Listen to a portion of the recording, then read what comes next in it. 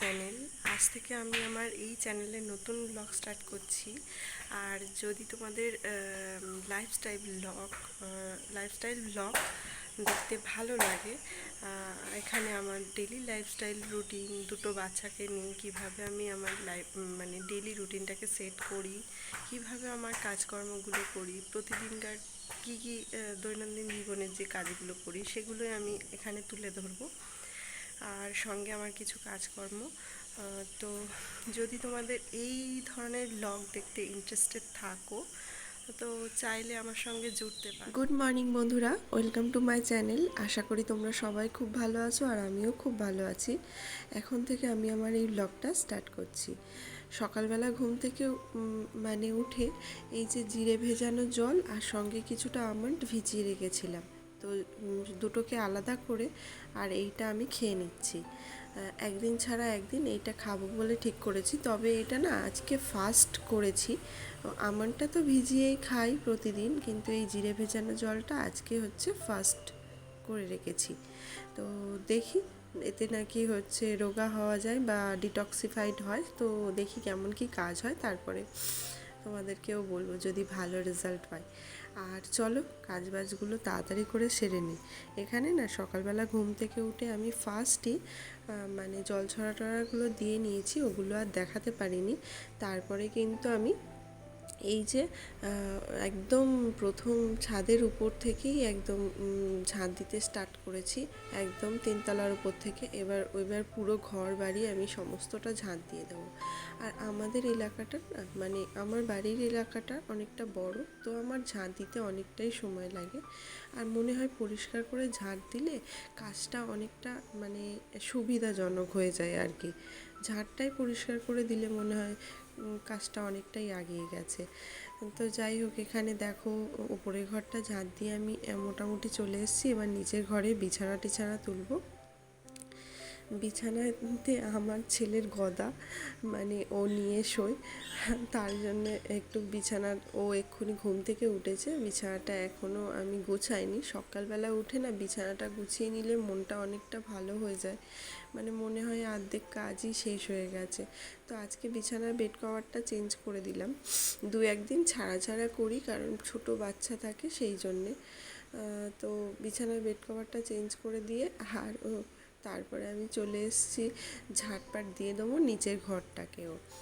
আর যেহেতু ছোট বাচ্চা থাকে না, প্রচুর ধুলো বালি নোংরা কাগজপত্র কোচে, প্রচুর এইসব কিছু করে, তো সেই জন্যে না ঝাড়টাও আমাকে অনেকবারই দিতে হয় দিনে। তবে সকালবেলা যে ঝাড়টা দিই পরিষ্কারভাবে দিয়ে নিলে মনে হয় দিনটা অনেকটা ইজি হয়ে যায় সকালবেলার যে কাজটা করা থাকে। আর ওইদিকে দেখো আমাদের বাড়ির গ্রিলটা খোলা ছিল, তো এরা ঢুকে পড়েছে।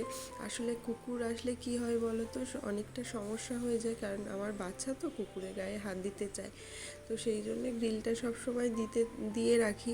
কুকুর বেড়াল যতটা আর কি বাচ্চাকে থেকে দূরে রাখি, কারণ ও তো চায় যে ওদের গায়ে হাত দিতে, তো সেই জন্যে ওদের থেকে যতটা দূরে থাকি আর কি। তো এই দেখো এখানে হচ্ছে আমি ঝাঁটপাটগুলো দিয়ে নিচ্ছি ভালো করে, সুন্দর করে উঠোনটাও ঝাঁট দিয়ে নিলাম। আর এই মুহূর্তে না প্রচণ্ড রোদ চলে এসছে, 6:30 6:45 মতো বাজে, তো এখনই দেখো রোদের কীরকম অবস্থা।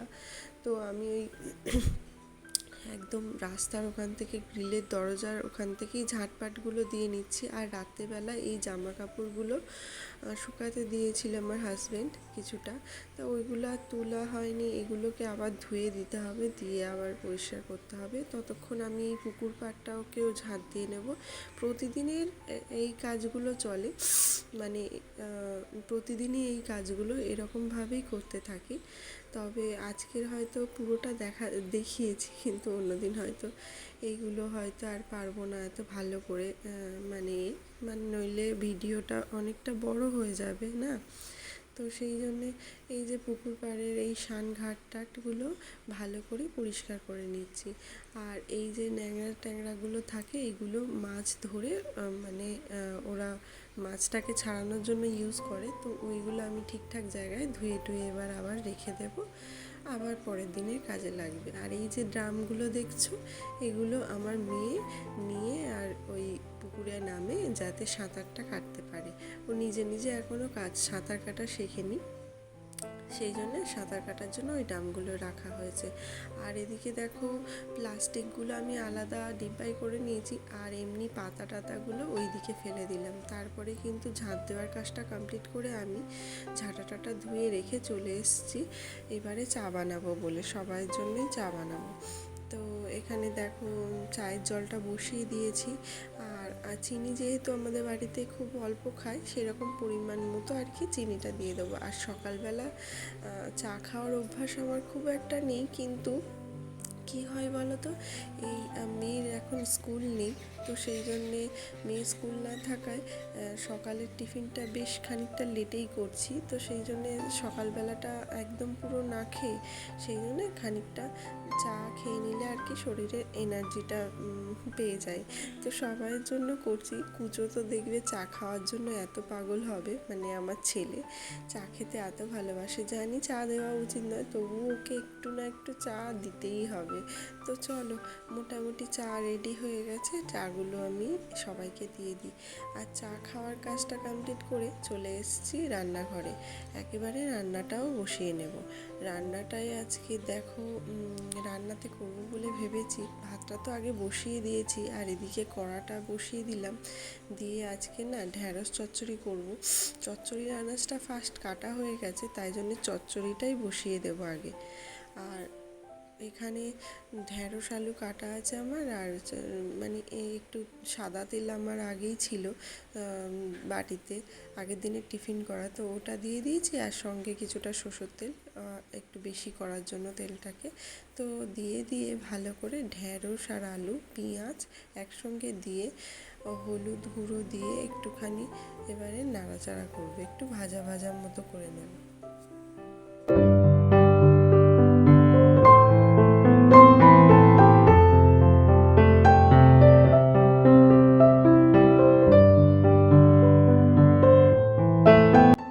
হলুদ দিয়ে একটু ভাজা ভাজা করে নেওয়ার পর তারপরে আমি একটু লঙ্কার গুঁড়ো দিয়ে দিয়েছিলাম।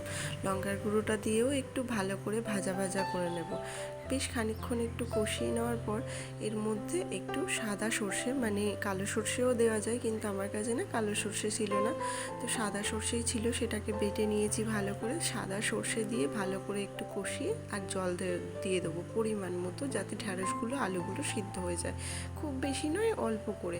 এবার ওই আঁচটাকে আস্তে করে দেব, দিয়ে এবারে খানিকক্ষণ আর কি এই সর্ষে আলু দিয়ে একটুখানি কষিয়ে নিয়ে আঁচটাকে একদম আস্তে করে দিয়ে তারপরে একটু ঢাকা চাপা দিয়ে খানিকক্ষণ হতে দেবো। দেখবো আলু ঢ্যাঁড়স সব সেদ্ধ হয়ে গেছে, ঢ্যাঁড়স তো এমনিতেই সেদ্ধ হয়ে যায়। তো তারপর সেদ্ধ হয়ে যাওয়ার পর আমি একটু দেখে নিলাম নুনটা কম ছিল। আর এই চচ্চড়িতে কাঁচা সর্ষের তেলটা খুব মাস্ট, কাঁচা সর্ষের তেল দিলে জাস্ট এত সুন্দর খেতে হয় এই চচ্চড়িটা, মানে খুবই ভালো খেতে হয়। তো যাই হোক, আমি রান্নাবান্না মানে খুব একটা যে ভালো পারি সেটা না, তো মোটামুটি যেটুকু পারি সেটুকুই তোমাদের সঙ্গে মানে যেরকমভাবে করি সেরকমভাবেই তোমাদের সঙ্গে শেয়ার করব। তো দেখো হচ্ছে ঢ্যাঁড়স চচ্চড়িটা আমার হয়ে গেছে। আর এই যে মাছের ঝোল বসিয়েছি কড়াইয়ে, এই মাছগুলো ভাজবো, এবার ভেজে নেব ভালো করে। মাছের ঝোল বসাইনি, মাছগুলো আর কি ভেজে নেব। তারপরে কিন্তু মাছ ভাজার তেলটাই একটু বেশি ছিল, তার মধ্যে আমি উচ্ছে ভেজে নিচ্ছি। উচ্ছেগুলো একটুখানি গোল গোল করে কেটেছি। আর এর ভেতরে যে দানাগুলো আছে না, সব আমাদের বাড়িতে কেউ খেতে চায় না, তো সেই জন্য এই দানাগুলো বের করে একটু রিং রিং মতো করে কেটে নিয়ে ভেজে নিচ্ছি। আর গোল গোল করে কিছুটা আলু দিয়েছি, আর দুটো পটল ছিল ওটা ওর সঙ্গেই দিয়েছি। ভাজা মতো হয়ে যাবে। আর ওদিকে দেখো দুধ বসিয়েছি, কুচোর দুধ, একেবারে রান্নার টিফিন সব কিছুই করে নেব। রান্নার টিফিন করে নিলে মানে দুটোই একসঙ্গে চললে আমার আর কি সুবিধা হবে। তো দেখো এখনও একটু আনাজ কাটতে বাকি আছে বলে ওই গ্যাসে আর কিছু দিইনি, আর এই গ্যাসে এই উচ্ছে আলুটা আগে ভেজে নিলাম। তারপরে ভাবলাম যে গ্যাসে দেওয়ার মতো আপাতত কিছু আমার রেডি হয়নি, তো সেই জন্য ভাবলাম আলু পেঁয়াজটা মানে দিয়ে যে মাছের ঝোলটা করব সেইটা মাছের ঝোলের আনাজটা কষিয়ে আর জল ঢেলে দিয়ে ওই দিকে দিয়ে দেবো, তাহলে হচ্ছে এদিকের গ্যাসটা ফাঁকা হয়ে যাবে, ততক্ষণ আমার আর একটা কিছু রেডি হয়ে যাবে, ততক্ষণ আমি রান্নাটা করে নিতে পারবো। তো এদিকে দেখো আলু পেঁয়াজটা সেই জন্য আমি কড়াতে দিয়ে দিয়েছি, দিয়ে একটু নুন হলুদ দিয়ে একটু লঙ্কার গুঁড়োও দিয়েছি। আর লঙ্কার গুঁড়োটা না প্যাকেটেই ছিল, সেই জন্য প্যাকেটেরটা আগে ইউজ করে নেবো, এটা কাটা প্যাকেট ছিল, সেই জন্যেই ওইভাবেই আর কি ইউজ করে নিচ্ছি। নিয়ে আর এদিকে দেখো মানে আমি জল দিয়ে দিয়েছি, যতটা ঝোল হবে আর কি, একটু ঝোল ঝোল খেতেই আমরা পছন্দ করি, তো সেই জন্য একটু বেশি করেই জল দিয়ে ওপারে কড়াটাকে দিয়ে দিয়েছি। আর এপারে আমার দেখো সঙ্গে সঙ্গে কিন্তু আঠাটা আমি মেখে নিয়েছি। তো আঠাটা মেখে নিয়ে ভালো করে আঠাটা রুটি করে নিচ্ছি এই পাশে, তাহলে টিফিন আর ভাত তরকারি সব একসঙ্গেই হয়ে গেল। এখন বাজে হচ্ছে 9:30। রুটিটা করতে করতে আমার প্রায় 9:45 মতো বাজবে। তো সবাইকে এবার খেতে দেবো, মানে 10টার সময় আমরা টিফিন করি, 8টার সময় একটু চাটা খাই, আর তারপর 10টার দিকে আমরা একটু টিফিন করি। তো এই যে রুটিগুলো ভালো করে বেলে ভেজে নিচ্ছি, আর আমার না এক জায়গায় যাওয়ারও আছে, তো সেই জন্যে আমিও একটু তাড়াতাড়িই করছি রান্নাবান্নাগুলো। আর যদি কখনো কোথাও না যাওয়ার থাকে তাহলে হয়তো বসে বসে একটু দেরি করে করা যেতেই পারে। তো দেখো আমার রান্নাবান্না সব রেডি হয়ে গেছে, এখন টিফিন দেবো সবাইকে। কী কী রান্না করেছি একবার দেখিয়ে দিই। তো এখানে আলু উচ্ছে ভাজা আমার হয়ে গেছে, এদিকে আছে কুচোর দুধ যেটা এক্ষুনি চাল দিলাম, আর কিছুটা ফল কেটে রেখেছিলাম, ফল টিফিন করেছে সবাই, তো ফলগুলো খাওয়া হয়েছে খানিকটা, আর খানিকটা এখানে রয়েছে। আর এদিকে মাছের ঝোলটা আমার কমপ্লিট হয়ে গেছে, আর এটা না কালকে পুকুরের মাছ ছিল ধরা। তো আর এদিকে হচ্ছে ঢ্যাঁড়স চচ্চড়ি আমার কমপ্লিট। তো ঢ্যাঁড়স চচ্চড়ি দিয়ে রুটি দিয়ে দেবো সবাইকে টিফিন। ঢ্যাঁড়স চচ্চড়িটা একটু বেশি করে করেছিলাম রুটির সঙ্গে তো খাওয়ার জন্য। তো সবাইকে মোটামুটি টিফিনে দিয়ে দেবো, আর কিছুটা ফল বললাম সবাই টিফিনে খেয়েছে, আর কিছুটা রয়েছে যারা বাকি আছে তো তাদেরকে একটু দিয়ে দেবো, মানে বাড়িতে না কাজ হচ্ছে তো তাদের জন্য খানিকটা। আর ওদিকে আমার ছেলে ঘুরঘুর করছে খাওয়ার জন্য, তো ওকে একটুখানি খাইয়ে দাইয়ে বসিয়ে দিয়েছি। আর এখন এত গরম, সেই জন্যে জামা টামা আর পরাতে পারছি না, আর ও রাখতে পারছে না জামা, আর আমার ছেলে জামা প্যান্ট তো পরতেই চায় না একদম এই গরমের মধ্যে। তো ওকে ওই একটুখানি খেলতে দিয়েছি, আর আমি ততক্ষণ ঘরটা মুছে নিচ্ছি। মানে উপরের ঘরটা আজকে আর মুছিনি, প্রতিদিনই মুছি, কিন্তু আজকে আর মুছলাম না, আজকে এক জায়গায় যাওয়ার আছে। তো এখন স্নানে চলে গেছি, স্নান টান করে দেখো রেডি হয়ে গেছি।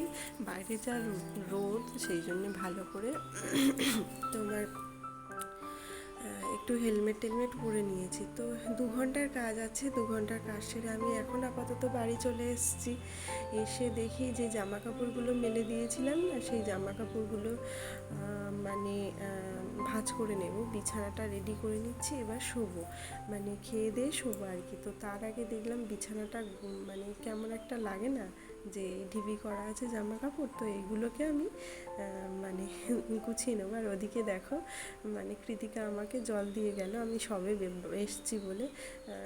খুব ভালো লাগে না কেউ যদি একটু খেয়াল করে কেয়ার করে, তো সত্যিই খুব ভালো লাগে। তো কৃতিকা আমাকে জল দিয়ে গেল, জলটা খেয়ে নিয়ে আমি আবার কাজে লেগে পড়লাম, মানে এই জামা কাপড়গুলো গুছিয়ে নিচ্ছি, নিয়ে বিছানাটাকে আগে মানে একদম পরিষ্কার করে নেব, যাতে খেয়ে দিয়েই শুয়ে পড়তে পারি। তো চুলটা খুব গরম হচ্ছিল, চুলটা টাইট করে বেঁধে নিয়েছি, এসেই আগে কাজে লেগে পড়েছি। এই কাজগুলো করে থাকলে না ভালো লাগে না, অনেক সময় ফেলে রেখে দিই, কিন্তু সত্যি কাজ করে রাখলে খুব গায়ের মধ্যে খচখচ করে। তো চলো এখন খেয়ে নিই। আর দুপুরের রোদ যেহেতু খুব আসে এই আমাদের জানলা দিয়ে, আমি ভালো করে পর্দা টর্দা দিয়ে নিই, যাতে মানে দাওয়াটা না ঠান্ডা থাকে, যাতে ঘর টরগুলো ঠান্ডা থাকে। এখন যা রোদ, তো বিকেলে দেখো একটু পায়চারি করছিলাম আর তোমাদেরকে দেখাই কি কি রয়েছে আমাদের বাড়ির এই গাছের মধ্যে। এইটা দুরকম ড্রাগন গাছ আছে, যেগুলোতে মোটামুটি এবছর প্রচুর মানে ফল ধরেছে, যেটা তোমরা দেখতে পাচ্ছ। এখনও তো ফলগুলো খাওয়া হয়নি, এই সবে মাত্র মানে ফলগুলো ধরেছে এই প্রথম টাইম। তো এই কিছুটা ফল, ড্রাগন ফল দেখালাম তোমাদেরকে যে।